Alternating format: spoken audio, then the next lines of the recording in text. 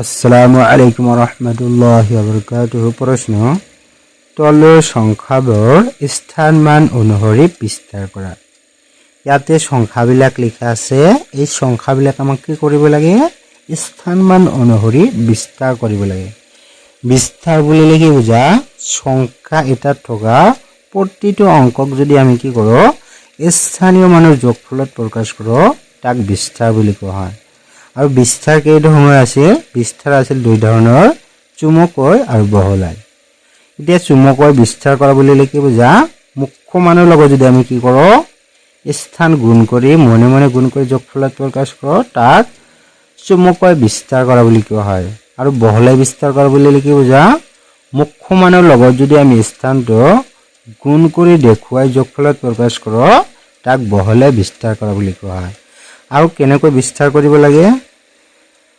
যিকোনো এটা সংখ্যা আমি কেনেকৈ বিস্তাৰ কৰিম? সোঁফালৰ পৰা কৰিম না বাওঁফালৰ পৰা? সদায় আমাক বিস্তাৰ কৰোঁতে কি কৰিব লাগে? বাওঁফালৰ পৰা কৰিব লাগে। আৰু যিকোনো এটা সংখ্যাত ব্যৱহাৰ হোৱা প্ৰতিটো অংকৰ কি থাকে? দুটাকৈ মান থাকে। এক নম্বৰ কি আছিল? মুখ্য মান বা নিজা মান, আৰু দুই নম্বৰ কি আছিল? স্থান মান। এতিয়া মুখ্য মান বুলিলে কি বুজা?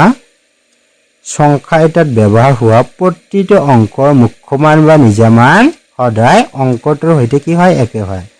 যেনে এইটো এটা কি হয়? সংখ্যা। ইয়াতে কি আছে? 5, 1, 4, 2, 1, 8। এইবিলাক কি হয়? একোটা কি হয়? অংক হয়। আৰু এই অংকবিলাকৰ কি হৈছে? মুখ্য মান কি হয়? অংকটোৰ সৈতে কি হয়? একে হয়। যেনে 5ৰ মুখ্য মান কি হ'ব? 5, 1ৰ মুখ্য মান 1, 4ৰ মুখ্য মান 4, 2ৰ মুখ্য মান 2, 1ৰ মুখ্য মান 1, 8ৰ মুখ্য মান 8। তেনেহ'লে প্ৰতিটো অংকৰ মুখ্য মান কি হয়? অংকটোৰ সৈতে কি হয়? একে হয়। কিন্তু স্থান মান কি হয়? অৱস্থানৰ ওপৰত নিৰ্ভৰ কৰে। মানে অংকটো কোনটো স্থান অধিকাৰ কৰি আছে তাৰ ওপৰত কি কৰিব? স্থান মান নিৰ্ভৰ কৰিব। এতিয়া কেনেকৈ বিস্তাৰ কৰিব লাগে আমি চাওঁ আহা। এতিয়া কি কৰিব লাগে? 8ৰ মুখ্য মান 8 হয়। আৰু স্থান কিমান আছে? একক, দশক, শতক, হাজাৰ, অযুত, লাখ। যেহেতু 8ৰ স্থান কি হয়? লাখ হয়। সেইকাৰণে আমাক কি কৰিব লাগে? 1 লাখ দি গুণ দিব লাগে। একক, দশক, শতক, হাজাৰ, অযুত, লাখ, এই 1 লাখ দি গুণ দি হৈছে। যোগ দিব লাগে, যিহেতু আমাক যোগফলত প্ৰকাশ কৰিব লাগে। 1ৰ মুখ্য মান কিমান আছে? 1 হয়। 1 দিয়ে হৈছে। আৰু 1ৰ স্থান কিমান আছে? একক, দশক, শতক, হাজাৰ, অযুত। অযুত মানে কিমান হয়? 10,000। সেইকাৰণে যে 10,000 দি গুণ দি হৈছে। যোগ দিয়ে হৈছে। 2ৰ মুখ্য মান 2 হয়। আৰু স্থান কিমান আছে? একক, দশক, শতক, হাজাৰ। সেইকাৰণে যে 1000 দি গুণ দি হৈছে। যোগ দিয়ে হৈছে। 4ৰ মুখ্য মান 4, স্থান কিমান আছে? শতক।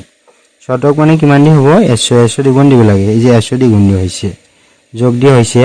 1ৰ মুখ্য মান 1 হয়। স্থান কিমান? একক, দশক।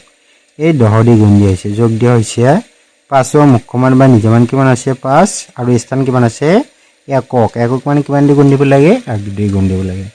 এই 1 দি গুণ দি হৈছে। এইটো কি হৈ গ'ল? বহলাই বিস্তাৰ কৰা হ'ল। এতিয়া আমি কি কৰিম? চুমুকৈ বিস্তাৰ কৰিম ইয়াৰ পৰাই।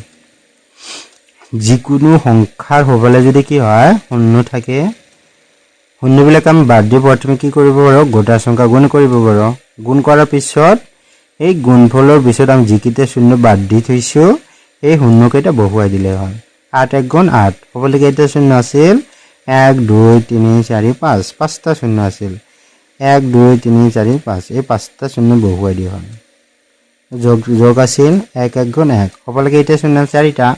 এই 4টা শূন্য দিয়া হয়। যোগ 2, 1 × 2। সোঁফালে কেইটা শূন্য আছিল? 3টা। এই শূন্য 3টা দিয়া হ'ল। যোগ আছিল, যোগ দিয়া হ'ল। 4, 1 × 4। সোঁফালে কেইটা শূন্য আছিল? 2টা। এই 2টা শূন্য দিয়া হ'ল। 1, 1 × 1। সোঁফালে কেইটা শূন্য আছিল? এটা শূন্য দিয়া হৈছে। 5 যোগ 5, 1 × 5। এই 5টা দিয়া হ'ল। এতিয়া এইটো বিস্তাৰ কৰিব লাগে। 1ৰ মুখ্য মান কি আছিল? 1 আছিল। আৰু স্থানটো কিমান হ'ব? একক, দশক, শতক, হাজাৰ, অযুত, লাখ, নিযুত। নিযুত মানে কিমান হয়? 10 লাখ। সেইকাৰণে কি হৈছে? ইয়াতে 10 লাখ দি গুণ দিয়া হৈছে। একক, দশক, শতক, হাজাৰ, অযুত, লাখ, নিযুত। নিযুত মানে 10 লাখ। 10 লাখ দি গুণ দিয়া হৈছে। যোগ দিয়া হৈছে। 5ৰ মুখ্য মান বা নিজা মান কি হয়? 5 হয়। আৰু স্থান কিমান আছে? 1 লাখ। সেইকাৰণে এই যে 1 লাখ দি গুণ দিয়া হৈছে। যোগ দিয়া হৈছে। 0ৰ মুখ্য মান বা নিজা মান কিমান আছিল? 0। আৰু স্থান কিমান আছে? 10,000। সেইকাৰণে 10,000 দি গুণ দিয়া হৈছে। যোগ দিয়া হৈছে। তিনিৰ মুখ্যমান বা নিজামান তিনি আছিল স্থান কিমান আছে তিনিৰ হাজাৰ সেইকাৰণে যি 1000 দি গুণ দিয়া হৈছে যোগ দিয়া হৈছে 4 মুখ্যমান বা নিজামান কিমান আছিল 4 আৰু স্থান কিমান হয় শতক সেইকাৰণে কি হ'ব শতক মানে কি হয় 100 দি গুণ দিয়া হৈছে যোগ দিয়া হৈছে 6 মুখ্যমান বা নিজামান কিমান আছিল 6 আছিল স্থান কিমান আছে দশক সেইকাৰণে যি 10 দি গুণ দিয়া হৈছে মাজত যোগ দিয়া হ'ল 9 মুখ্যমান বা নিজামান কিমান আছিল 9 আছিল আৰু স্থান কিমান হয় একক একক থাকিলে কিমান দি গুণ দিব লাগে 1 দি গুণ দিয়া হৈছে এটা আমি কি কৰিম বহলাই বিস্তাৰ কৰা হল এটা আমি তলতে চুমুকৈ বিস্তাৰ কৰিম 1 1 গুণ 1 হ'ব লাগে এটা শূন্য আছিল 6টা শূন্য 6টা দিয়া হৈছে যোগ দিয়া হৈছে 5 1 গুণ 5 কেইটা শূন্য আছিল 5টা 5টা দিয়া হৈছে যোগ যোগ শূন্যৰ লগত যিকোনো সংখ্যা গুণ কৰিলে সদায় কি হৈ যায় শূন্য হৈ যায় সেইকাৰণে যে অকল শূন্য হৈ গৈছে যোগ যোগ 3 1 গুণ 3 হ'ব লাগে এটা শূন্য আছে 3টা শূন্য দিয়া হৈছে যোগ যোগ 4 1 গুণ 4 হ'ব লাগে এটা শূন্য আছে 2টা শূন্য 2টা দিয়া হৈছে যোগ যোগ 6 1 গুণ 6 হ'ব লাগে এটা শূন্য আছে এটা শূন্য দিয়া হৈছে যোগ 9 1 গুণ কিমান হ'ব 9 এই 9 দিয়া হৈছে এটা যাব লাগে 4 মুখ্যমান বা নিজামান কিমান আছে 4 আৰু স্থানটো কিমান আছে একক দশক শতক হাজাৰ উজুত লাখ নিযুত কোটি যেহেতু 4 স্থানটো কিমান কোটি সেইকাৰণে আমাক কি কৰিব লাগে 1 কোটি দি গুণ দিব লাগে এই 1 কোটি দি গুণ দিয়া হৈছে যোগ দিয়া হৈছে হাতৰ মুখ্যমান বা নিজামান কিমান আছিল 7 আছিল আৰু স্থান কিমান আছে একক দশক শতক হাজাৰ উজুত লাখ নিযুত মানে 10 লাখ এইখানে যে 10 লাখ দি গুণ দিয়া হৈছে যোগ দিয়া হৈছে 3 মুখ্যমান কিমান আছিল 3 আৰু স্থান কিমান আছে 1 লাখ সেইকাৰণে কি হৈছে 1 লাখ দি গুণ দিয়া হৈছে যোগ দিয়া হৈছে 4 মুখ্যমান বা নিজামান কিমান আছিল 4 আছিল 4 দিয়া হৈছে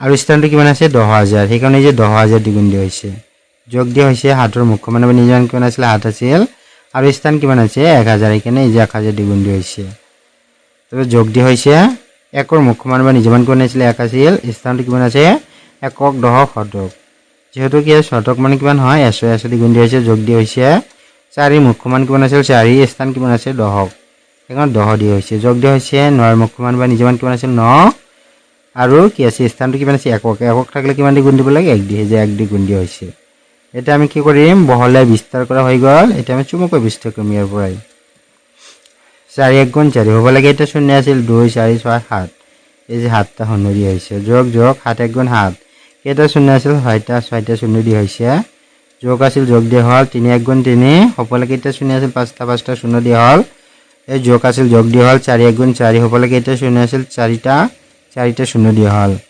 যোগ যোগ 7 1 গুণ 7 এই 7 দিয়া হৈছে হ'ব লাগে এটা শূন্য আছিল 3টা শূন্য দিয়া হ'ল যোগ আছিল যোগ দিয়া হ'ল 1 1 গুণ 1 হ'ব লাগে এটা শূন্য 2টা দিয়া হ'ল যোগ আছিল যোগ দিয়া হ'ল 4 1 গুণ 4 হ'ব লাগে এটা শূন্য আছিল এটা দিয়া হ'ল যোগ 9 1 গুণ 9 এনেদৰে আমি যিমানবিলাক সংখ্যা আছে গোটেইবিলাক বিস্তাৰ